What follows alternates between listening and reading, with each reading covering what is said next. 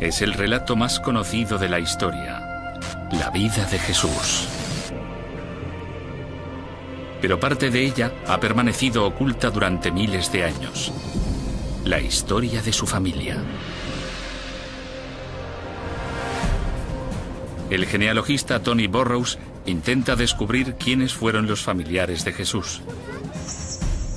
Se ha reencontrado con pistas enterradas en el pasado y ha tratado con expertos que revelan que Jesús tuvo una gran familia.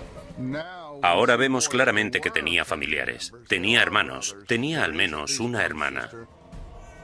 Y como en cualquier familia, la convivencia no era sencilla. Tenía hermanastros, había rivalidades, había peleas, gente que no se llevaba bien. Tradicionalmente se ha creído que Jesús era un hombre que actuaba en solitario, pero en realidad su familia tuvo mucho que ver con su misión. Tony ha descubierto que los hermanos de Jesús fueron discípulos suyos y que su madre y sus hermanas estuvieron en la última cena.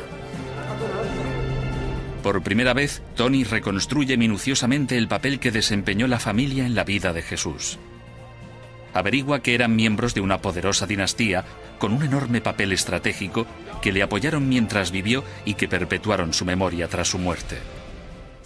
Algo va a pasar que cambiará el mundo. Puede que, en más de un sentido, el cristianismo le deba mucho a la verdadera familia de Jesús. La verdadera familia de Jesús.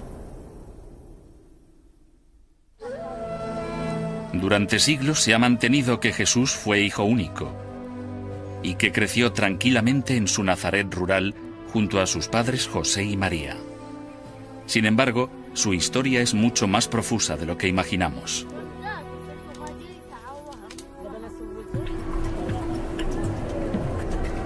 El detective y genealogista Tony Burrows investiga con el fin de encontrar a la verdadera familia de Jesús.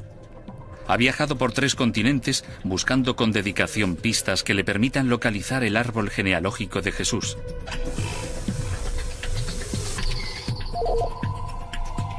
Y lo que Tony ha descubierto por ahora ya le ha hecho cambiar de parecer. Durante toda mi vida siempre he pensado que Jesús era hijo único. Nunca imaginé que tenía una familia tan grande. Jesús tenía hermanos, hermanas, tías y tíos. Y creció rodeado del ruido propio de una vida familiar normal. El árbol genealógico de Jesús era complejo, rico y variado, y respondía al modelo de una familia influyente. José había estado casado antes de conocer a María, y algunos de los hermanos y hermanas de Jesús eran hijos de su primer matrimonio. Salomé, Miriam, Santiago y José eran los hermanastros mayores de Jesús. Pero también se ha descubierto que Jesús tenía 2 hermanos de sangre, Simón y Judas, y que tenía un primo, Juan, que se convertiría en una de las personas más importantes de su vida.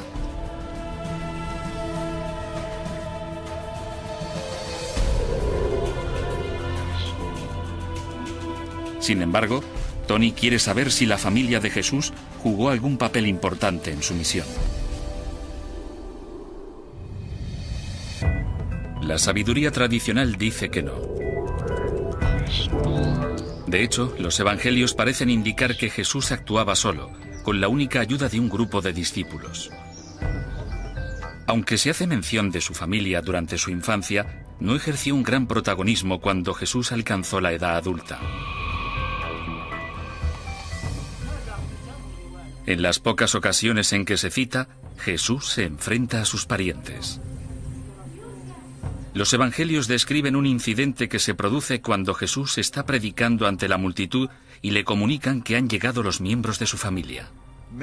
María quiere ver a su hijo. ¿Y qué dice Jesús? ¿Abrid la puerta y hacedlos entrar, ¿es mi familia? No. Dice, estos hombres de aquí, estos son mi familia. Parece ser que la gente que había crecido con él y que mejor le conocía, le rechazaba públicamente. Pero Tony no cree que esta sea toda la historia. Mientras escudriña bajo la superficie del retrato del Evangelio, descubre pistas que indican que, lejos de estar dividida, la familia de Jesús desempeñó un papel decisivo en su misión. Creo que hubiese sido difícil que Jesús hiciera las cosas que hizo sin el apoyo de su familia.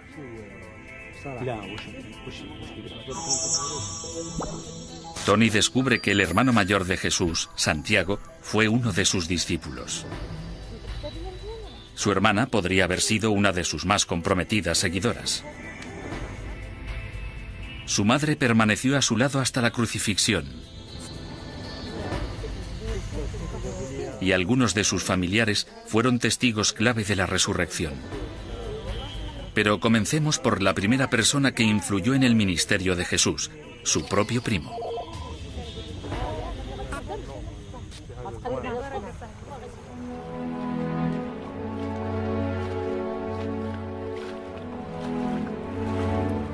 Los evangelios describen un acontecimiento trascendental cuando Jesús tenía 30 años, su bautismo. El hombre que lo bautizó fue uno de los personajes más célebres de la Biblia. Su primo, Juan Bautista. Fue una experiencia que marcó el comienzo de la misión de Jesús.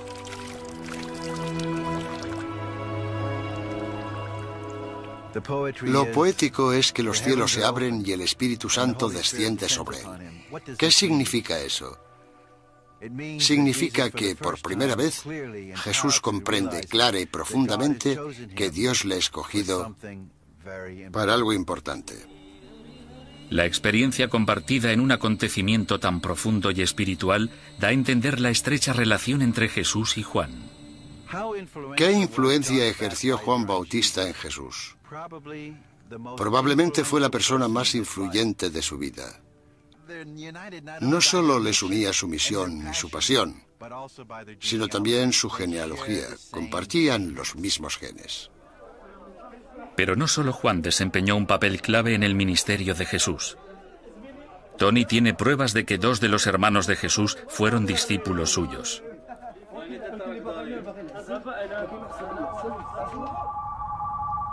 Las cartas de San Pablo a los Corintios son una de las primeras fuentes de información más fidedignas sobre los discípulos. Su primera carta a los Corintios demuestra que Santiago, el hermano de Jesús, fue en realidad un discípulo. Pablo se refiere a él como apóstol, una palabra que en los evangelios siempre hace referencia a los 12 discípulos. Para el historiador bíblico Robert Eisenman, esto prueba que Santiago fue uno de los más fieles seguidores de Jesús. Esta es una excelente prueba de que Santiago no solo fue uno de los apóstoles clave, sino uno de los primeros apóstoles, uno de los que Pablo llama los pilares. Pero puede que no hubiese sido el único hermano que siguiera a Jesús. Hay indicios de que Judas, también hermano de Jesús, estuvo involucrado en la misión. Aparentemente, esto no parece probable, dado que el único discípulo llamado Judas en los evangelios es Judas el traidor. Pero es muy probable que hubiese un segundo Judas entre los discípulos, Judas Tomás, el apóstol al que se conoce popularmente como el incrédulo. ¿Podría ser este su hermano?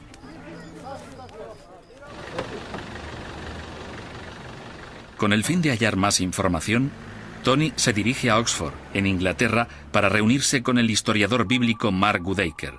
Goodacre ha estudiado el significado del nombre Tomás en el siglo I. La palabra Tomás aparece en la lista de discípulos que hay en los evangelios, y esto resulta bastante extraño, puesto que Tomás no era un nombre corriente en el siglo I. No es el nombre que una madre y un padre le pondrían a su hijo. Es una palabra aramea que significa mellizo. Puede que sea el apodo de esa persona. En los evangelios se ponían apodos para evitar la confusión cuando 2 discípulos se llamaban de igual forma. Así que a Judas, el hermano de Jesús, se le puso Tomás o mellizo para distinguirlo del otro discípulo que se llamaba igual, Judas Iscariote. Pero si el discípulo Judas Tomás era en efecto hermano de Jesús, significaría entonces que Jesús tuvo un hermano mellizo. Es una idea controvertida, pero no del todo nueva. Hay una leyenda del siglo III, Los Actos de Tomás, que afirma que Jesús tuvo un hermano mellizo que se le parecía mucho. Mark Goodacre cree que la leyenda tiene una base verídica.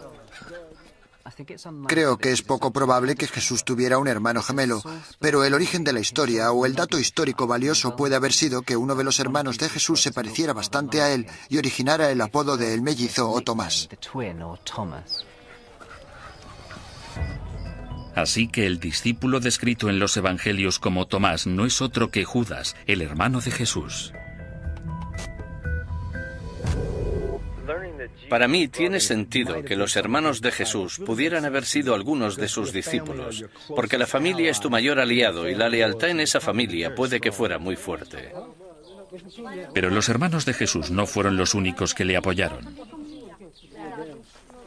Su hermana Salomé también podría haber desempeñado un papel activo. El Evangelio de Marcos se refiere a Salomé como seguidora de Jesús. Marcos no dice que sea su hermana, pero por esa razón es una pista contundente. Con frecuencia los evangelios mencionan nombres de personas sin explicar quiénes son, precisamente porque por todos era conocida su relación con Jesús. Vicky Phillips cree que de eso se trata en este caso. Salomé es un nombre demasiado habitual para suponer que se trata de una simple mujer que le siguió. Por lo que creo que Marcos da por sentado que los lectores saben quién es, que se trata de la hermana de Jesús. Es una posibilidad extraordinaria, una seguidora de Jesús y no cualquier mujer, sino su propia hermana.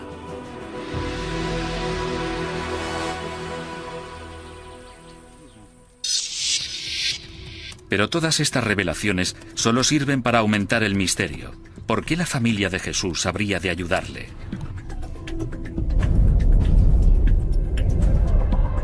Tony vuelve a ahondar en el árbol genealógico de Jesús y cree que la respuesta puede estar en los secretos de sus antepasados. La familia de Jesús pudo formar parte de una dinastía en el seno de la cual se esperaba que un día nacería un Mesías real.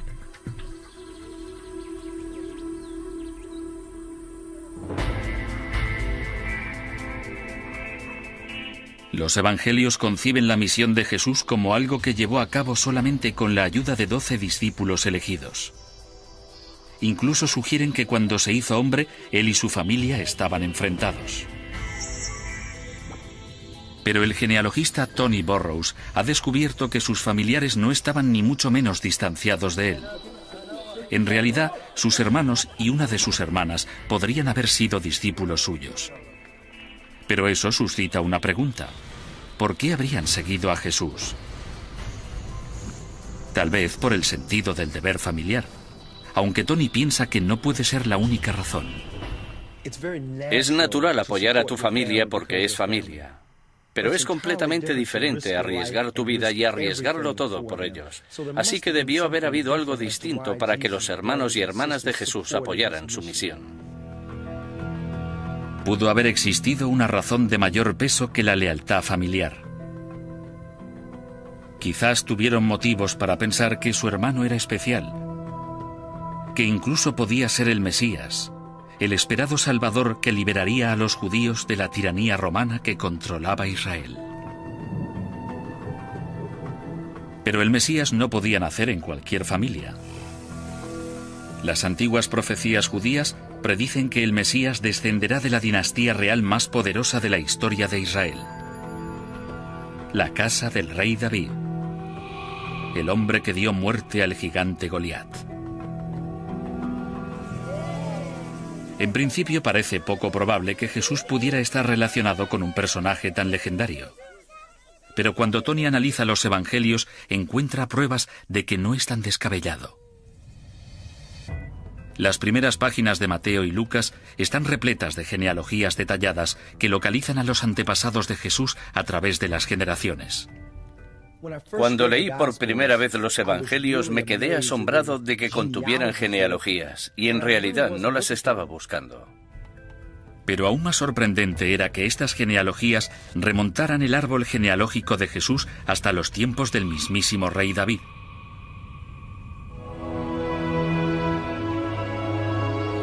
Es una afirmación increíble y controvertida. Jesús y sus hermanos podrían haber sido miembros de la familia real más eminente de la historia judía. Pero algunos especialistas dudan de que Jesús descendiera realmente de David. Creen que los evangelistas se inventaron sus antecedentes reales. Algunos especialistas piensan que las genealogías de los evangelios no son exactas y que son demasiado buenas para ser verdad, tratando de unir a Jesús con David para hacer de Jesús el Mesías, el hijo de David. Tony necesita una fuente independiente que pruebe las afirmaciones de los evangelios. El doctor Neil Rosenstein cuenta con pruebas decisivas que confirman que Jesús y sus hermanos eran realmente descendientes del rey David. Rosenstein ha vuelto a traducir un documento del siglo II en el que no se ven motivos para inventar la genealogía de Jesús, un texto judío que relaciona a Jesús con la línea de David. El Talmud conserva una declaración interesante de cuando tuvo lugar el juicio de Jesús y lo llevaban a ejecutar. El comentario dice que él era Karob Lamahut, lo que en hebreo significa que estaba relacionado con el gobierno. No obstante, dichas palabras hebreas pueden también traducirse como relacionado con la realeza. Y por eso considero que esto prueba y respalda la afirmación de los evangelios de que era descendiente de David. Si la familia de Jesús descendía del rey David, tenía motivos para esperar que el Mesías judío naciera dentro de su estirpe. Y los nombres que María escogió para sus hijos indican claramente que ella podría haber albergado esa esperanza. Los nombres de Judas, Simón e incluso Jesús provenían de famosos héroes militares galileos y reflejaban el deseo de María de que pudieran desempeñar un papel determinante en el futuro de su país. Bruce Chilton ha investigado el significado de los nombres en el siglo I. Cuando se decide poner a un niño un nombre simbólico, de modo que se identifique con las esperanzas de un movimiento, se está abriendo la puerta a la posibilidad de que ese niño también forme parte de dicho movimiento. En el caso de María, supondría la esperanza de que uno de sus hijos, o tal vez todos, pudieran ser parte de la salvación final de Galilea, arrebatada de manos romanas y, en su lugar, regida por el reinado de Dios. Neil Rosenstein está convencido de que Jesús y sus hermanos se habrían criado entre esas esperanzas. La familia de Jesús habría sabido lo de su prestigioso descendiente, y María y José se habrían dado cuenta de las posibilidades de que un miembro de su familia pudiera convertirse en el Mesías. La familia de Jesús pudo haber esperado que el futuro líder de Israel surgiera de entre sus miembros. Pero Tony se cuestiona por qué fue precisamente Jesús.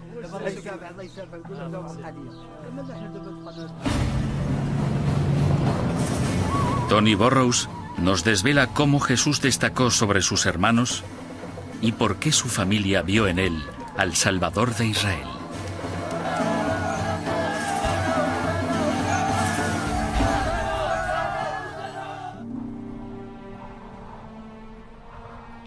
Tradicionalmente se ha contemplado a Jesús como un hombre con una misión que cumplir y que en gran parte actuaba en solitario. Pero nuestro genealogista ha descubierto que Jesús formaba parte de una inmensa familia que creía que descendía de una de las dinastías más poderosas de la historia judía. Una dinastía que habría estado esperando el nacimiento del Mesías dentro de su linaje. Ahora, Tony quiere saber qué hizo pensar a la familia de Jesús que él fuera el Mesías. Y se dirige a Galilea, al norte de Israel, para averiguarlo. Sabiendo que Jesús tenía 4 hermanos y que todos ellos eran descendientes de David, me pregunto qué habría en él para que la familia pensara que era distinto a los otros 4. Los evangelios recogen un acontecimiento en los primeros años de la vida de Jesús que posiblemente mostrara a María y José que su hijo era especial.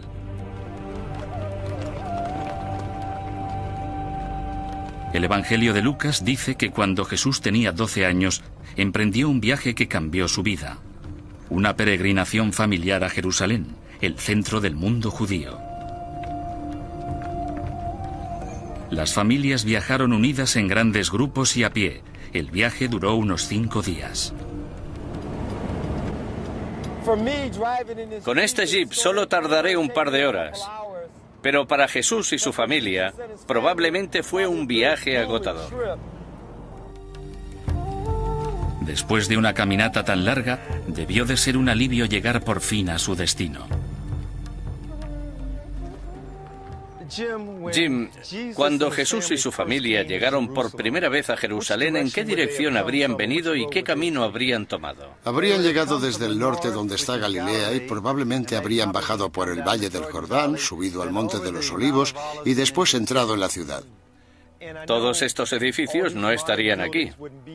¿Qué aspecto habría tenido Jerusalén cuando ellos vinieron? Lo que ahora estás mirando es una mezquita y en la antigüedad era ahí donde se encontraba el gran templo.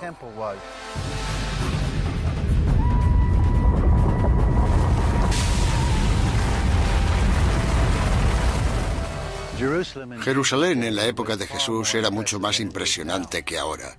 Y cuando de niño vio el templo, descubrió lo que era una de las maravillas del mundo antiguo.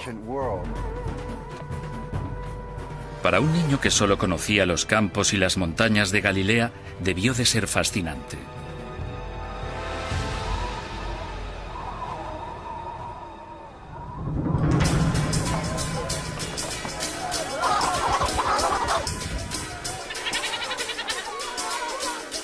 Pero para la familia de Jesús el viaje fue memorable por un motivo muy diferente. El Evangelio narra que al final de la visita, cuando María y José emprendieron el regreso a Nazaret, se dieron cuenta de que Jesús había desaparecido.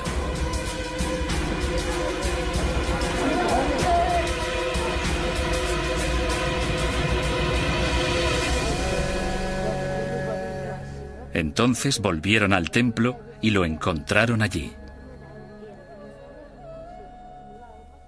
María y José descubrieron que estaba allí en el templo, hablando con los escribas y los grandes maestros sobre los aspectos de la ley y de las escrituras. Y los escritos dicen que aquellos se quedaron maravillados por su cultura e inteligencia. El Evangelio de Lucas insinúa que esta circunstancia hizo ver a María que Jesús era diferente de sus otros hijos.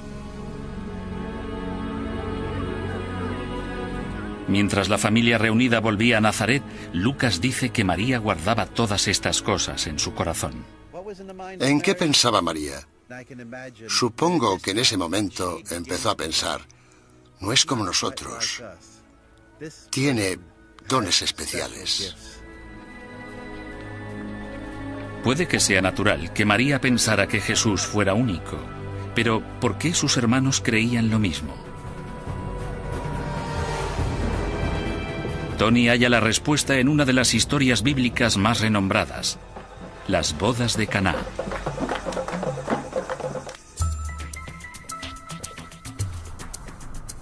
El detective y genealogista Tony Burrows ha averiguado que algunos de los hermanos de Jesús y posiblemente una de sus hermanas fueran también sus discípulos. Pero Tony también quiere saber por qué eligieron seguirle y encuentra una pista reveladora en el Evangelio de Juan.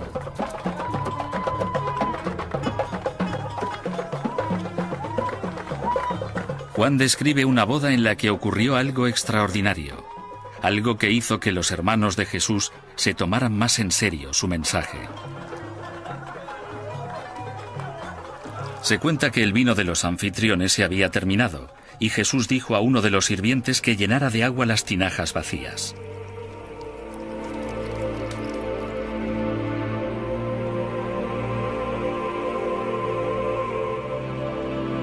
Cuando se sirvió su contenido, el agua se había convertido en vino. Debió de ser un momento increíble.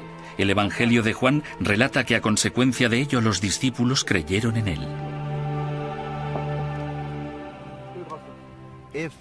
Si alguno de los hermanos hubiera sido discípulo suyo, las bodas de Caná habrían sido una revelación, ya que el relato dice que fue cuando los discípulos creyeron en él. Vendría a decir que ahora sus hermanos lo veían con otros ojos. Este hombre era capaz de realizar un asombroso milagro. Tras las bodas de Caná, la familia de Jesús tuvo motivos para pensar que éste tenía el poder de liberar a Israel. Pese a ello, la visión tradicional sugiere que cuando la misión de Jesús alcanzó su punto culminante en Jerusalén, el Mesías obraba a solas, sin el apoyo de sus familiares. Pero Tony está a punto de descubrir que la familia de Jesús permaneció con él hasta el final. El genealogista Tony Burrows ha averiguado que la familia de Jesús jugó un papel importantísimo en su vida y en su misión. Pero también desea saber si se involucró en la última semana de su vida. La tradición dice que ni su madre ni sus hermanos representaron un papel importante. Sin embargo, cuando Tony vuelve a estudiar los evangelios, deduce que la familia de Jesús habría estado muy presente en los acontecimientos que se desencadenaron durante la última semana en Jerusalén. El Evangelio de Lucas describe cómo las mujeres de Galilea siguieron a Jesús hasta Jerusalén durante la fiesta de la Pascua judía. Dado que su madre siempre le había apoyado, es completamente natural que se encontrara entre quienes le acompañaban. María fue testigo de las impresionantes escenas que presenció su hijo a la entrada de la ciudad.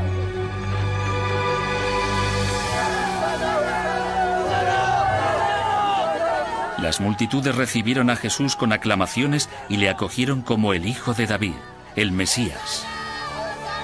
Una bienvenida como esta hizo pensar a su familia que se acercaba el momento de la acción.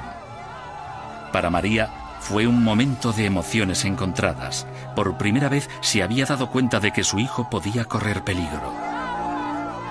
Se da cuenta de que cuando uno congrega multitudes se convierte en un hombre fichado.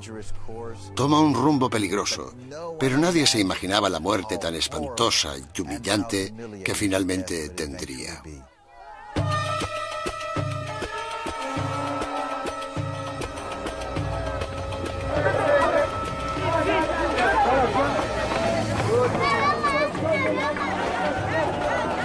Según los evangelios, Jesús se abrió camino inmediatamente hacia el templo y se enfureció por lo que vio allí.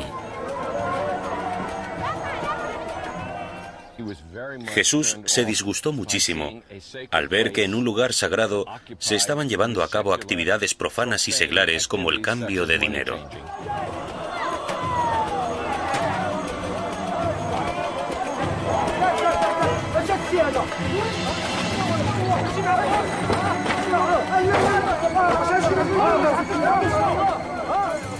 Jesús se hallaba en situación de peligro, en especial cuando el Evangelio de Mateo narra que los que presenciaban la escena comenzaron de nuevo a proclamar que era el Hijo de David, el esperado Mesías. Las versiones de los Evangelios dan la impresión de que la familia de Jesús no participó en el enfrentamiento. Pero según algunos expertos, Jesús no actuaba solo. Le acompañaba alguien muy cercano. Fue un acto muy coordinado y en el que participaron muchísimos seguidores para que Jesús pudiera lograr lo que se describe en los Evangelios. De entre todos aquellos seguidores, no hay duda de que el que habría sido más importante para Jesús fue Santiago, su hermano. Y si algunos de los otros hermanos de Jesús fueron también sus discípulos, no es ilógico creer que también se encontraran allí. Habría estado bien que sus hermanos estuvieran con él entre ese grupo que le acompañaba en el templo y que seguramente decía: tienes razón, hermano, eso está mal. Es probable que no solo los hermanos de Jesús le acompañaran en su última semana.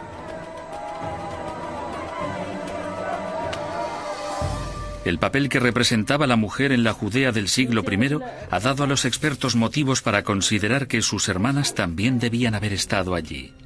Junto a María, Salomé y Miriam, podrían haber estado apoyando a Jesús de una forma más doméstica. María y las hermanas de Jesús se habrían hecho cargo de toda una variedad de actividades domésticas, desde sacar el agua del pozo hasta hacer el pan, lo que era un gran cometido. Eso significa que pudieron haber participado en uno de los hechos más conocidos de los evangelios: la última cena. Aunque en algunos de los evangelios se da a entender que fueron los discípulos quienes prepararon la última cena, esta nueva revelación señala que la madre y hermanas de Jesús también estuvieron allí. La gente suele pensar que en la última cena solo había hombres, y así se representa en la civilización occidental. Pero a quienes tenemos que agregar son a las mujeres que se encontraban allí haciendo la comida, lavando los platos y poniendo la mesa. Así que todas esas mujeres de su familia estaban en la última cena, pero no aparecen en las representaciones que tenemos de cómo fue.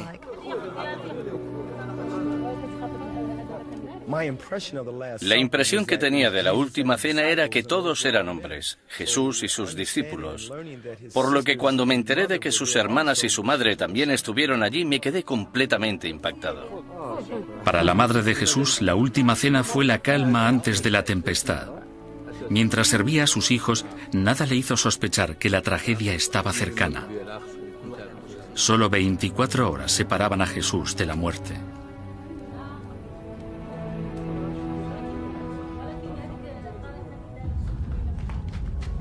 Las autoridades acorralaron a Jesús. Pero en lugar de retirarse a un segundo plano, la familia estaba dispuesta a ser más importante que nunca. Las acciones de Jesús habían provocado la ira de la clase dirigente. Le arrestaron e inmediatamente le condenaron a morir crucificado. Ninguna madre habría querido escuchar aquella noticia.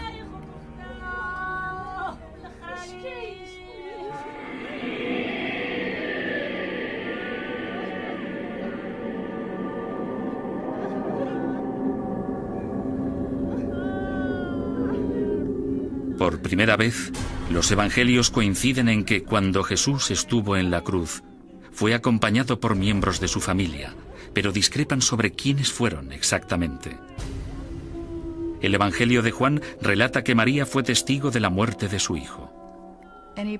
Cualquier padre que pierde a un hijo siente que le han arrancado algo. Y para María debió ser horrible ver cómo habían humillado a su hijo públicamente. Pero es probable que no estuviera sola. Lucas menciona que las mujeres que le siguieron desde Galilea también presenciaron la crucifixión, por lo que hay motivos para suponer que las hermanas de Jesús, Miriam y Salomé, también se encontraran allí. De ser cierto, habría sido una experiencia terrible ver a su hermano ejecutado de forma tan cruel. A los pies de la cruz, la familia de Jesús vería al hombre que había sido sometido a las mayores torturas la noche anterior. Vería las heridas, vería a un hombre que había padecido mucho. ¿Lo llegaremos a entender? La familia está sufriendo muchísimo. Pero he aquí la trágica ironía de la historia. Parece ser que las mismas personas que sufrieron más por la muerte de Jesús, su familia, fueron también sin querer responsables de su crucifixión. Todos los evangelios coinciden en que en la cruz había una inscripción con las palabras «Rey de los judíos», que confirmaban que su descendencia provenía de la línea real de David, lo que constituía una amenaza para las autoridades. El árbol genealógico de Jesús resultó ser mortal.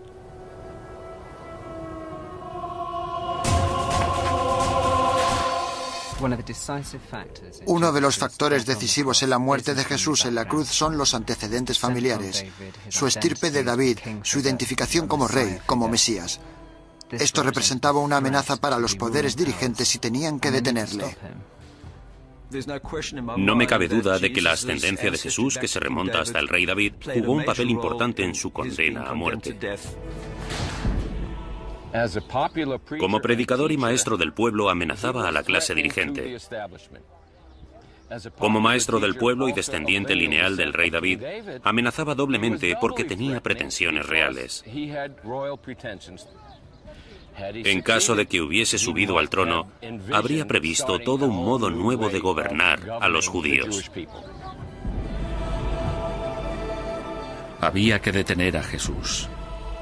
Y para su familia, la crucifixión representaba el mayor de los temores. En la historia judía, un Mesías muerto era un fracasado. Se habrían desvanecido todas las esperanzas, y Jesús ya no sería el hijo de David, el Mesías.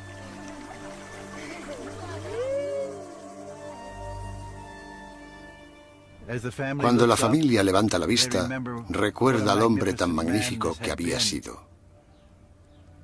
Todo ha llegado a su fin. ¿Cómo va a haber una esperanza? Se ha terminado. Pero como todos sabemos, este no fue el final de la historia.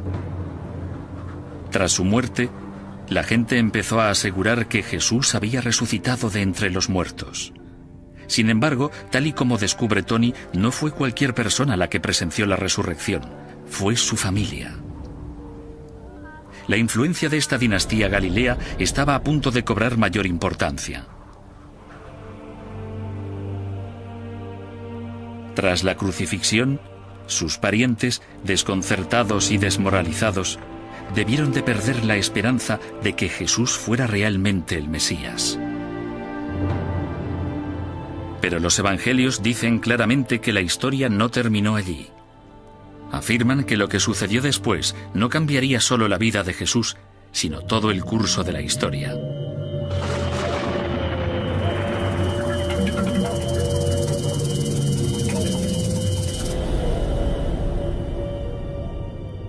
Se dice que Jesús resucitó de entre los muertos.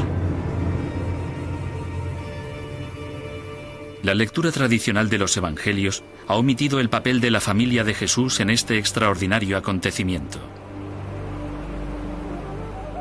Pero ahora, el genealogista Tony Burrows ha averiguado que los familiares más cercanos fueron los testigos clave de la tumba vacía y de la resurrección.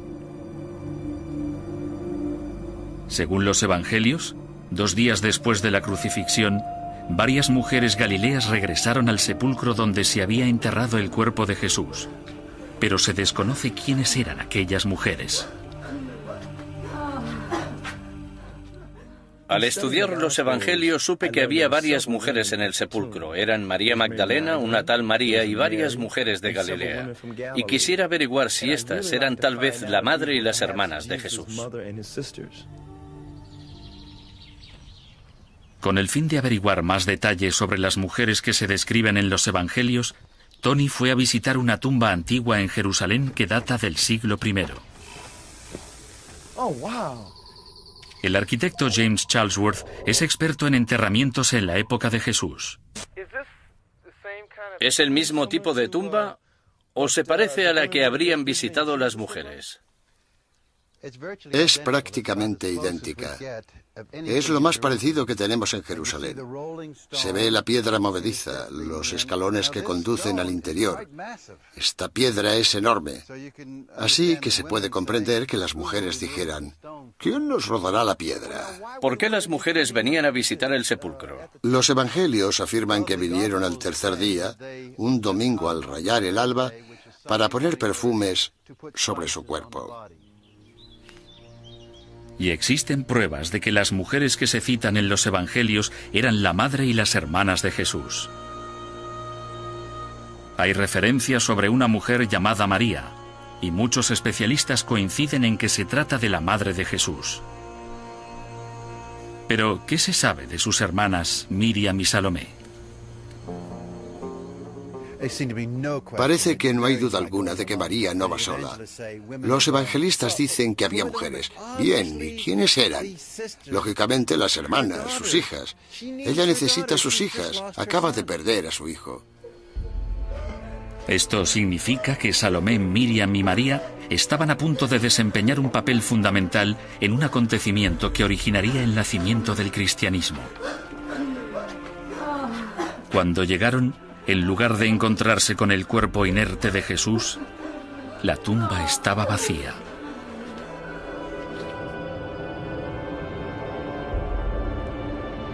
Allí les esperaba un ángel y les reveló que había ocurrido algo extraordinario. Jesús no estaba muerto. Es el comienzo de una nueva esperanza que transformará sus vidas. Este gran acontecimiento va a cambiar a la familia. Él ha resucitado. Pero no solo las hermanas recibieron la increíble noticia. Se ha comprobado que sus hermanos también experimentaron algo sorprendente y empezaron a creer que Jesús había vuelto a la vida. El Evangelio de Juan afirma que mientras la mayoría de los discípulos estaban seguros de que Jesús había resucitado de entre los muertos, uno tenía sus reservas. El discípulo conocido como Tomás el Incrédulo, Judas, el hermano de Jesús. Si en realidad Tomás es hermano de Jesús, entonces es natural que sea un poco escéptico respecto a lo que cuentan. Es lo que desea toda persona de luto, que su familia regrese. Por eso Tomás dice, no me lo creeré hasta que no lo vea. Según los evangelios, 8 días después, Tomás también ve a Jesús. Es en este momento cuando cree que Jesús, su hermano, ha resucitado de entre los muertos. Pero no solo fue Tomás. Nuevas investigaciones aseveran que otro de los hermanos de Jesús también vio a Jesús resucitado. El Evangelio de Lucas describe la historia de 2 hombres que se dirigían a Emaús, una aldea a las afueras de Jerusalén.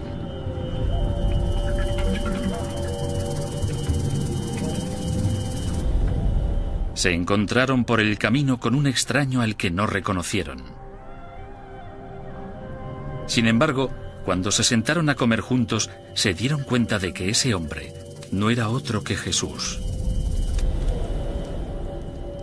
Son otros 2 testigos clave de la resurrección.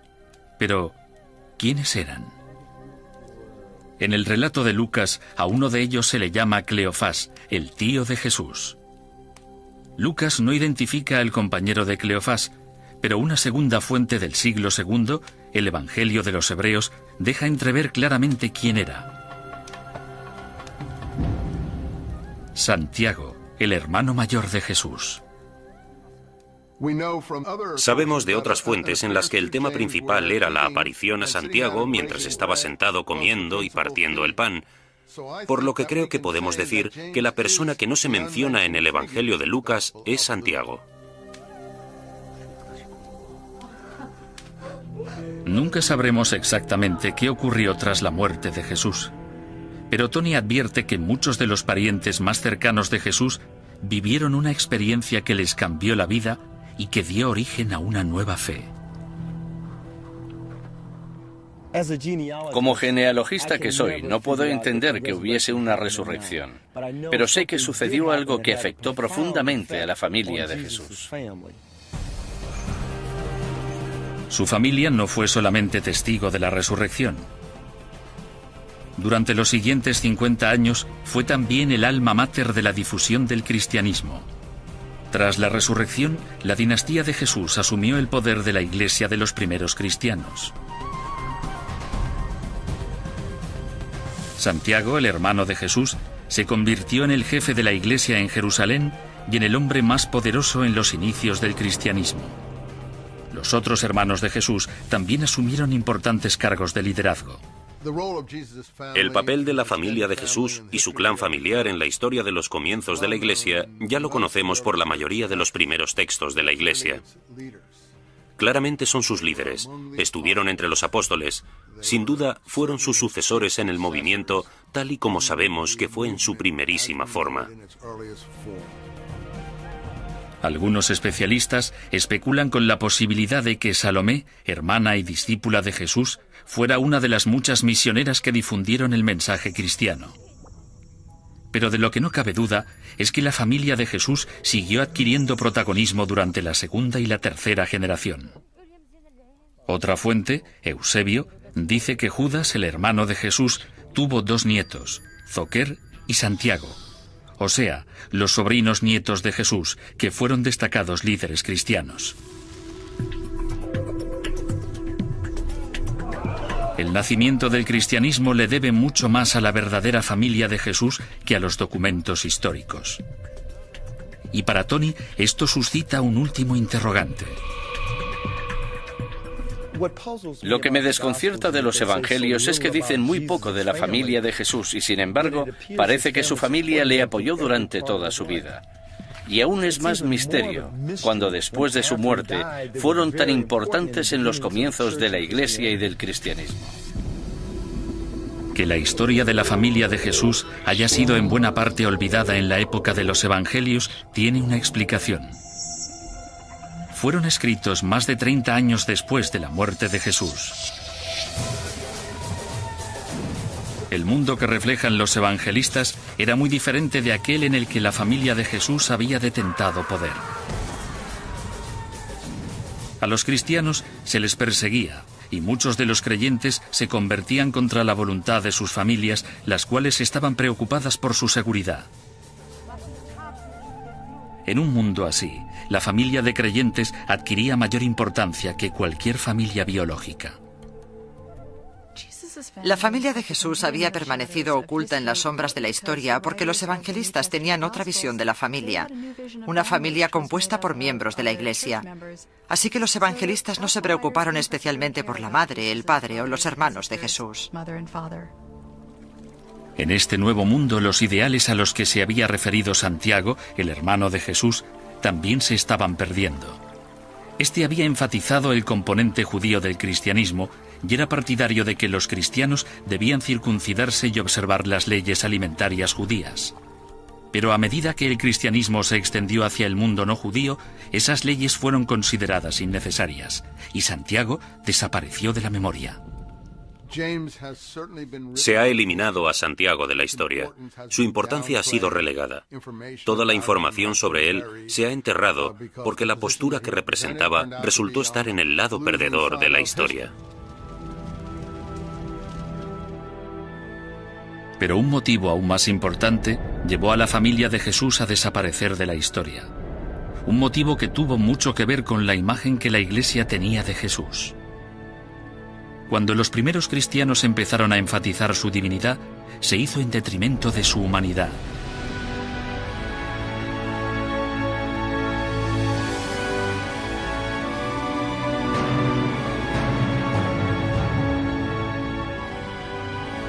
Puesto que cada vez se centraba más la atención en el Hijo de Dios, la familia terrenal de Jesús quedó apartada.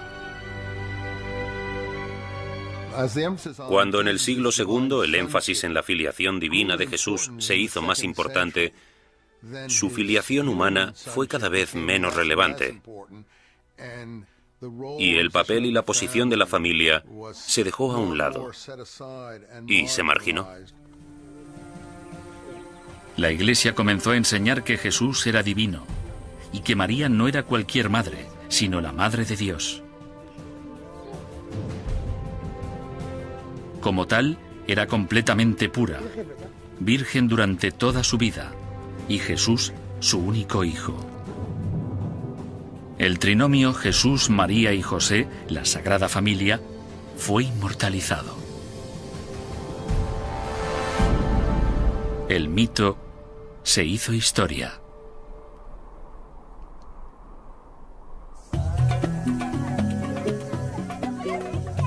La búsqueda de Tony está casi terminada.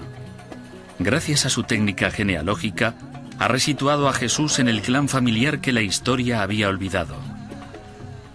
La genealogía nos permite descubrir a personas de las que nunca habíamos oído hablar y les damos vida.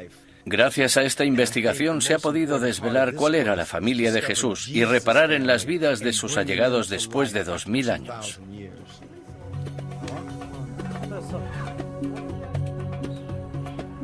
Cuando Tony regresa a Chicago para un encuentro familiar, se plantea una última reflexión.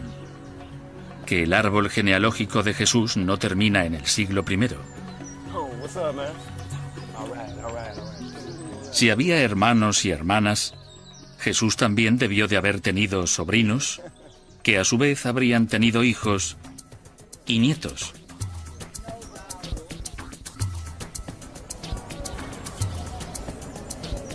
Y eso nos conduce a una asombrosa posibilidad. Puede que los familiares de Jesús sigan subsistiendo entre nosotros. Sabiendo que Jesús tuvo una gran familia, hermanos, hermanas y muchos primos, debemos considerar la posibilidad de que los descendientes de la familia de Jesús estén hoy en día vivos entre nosotros.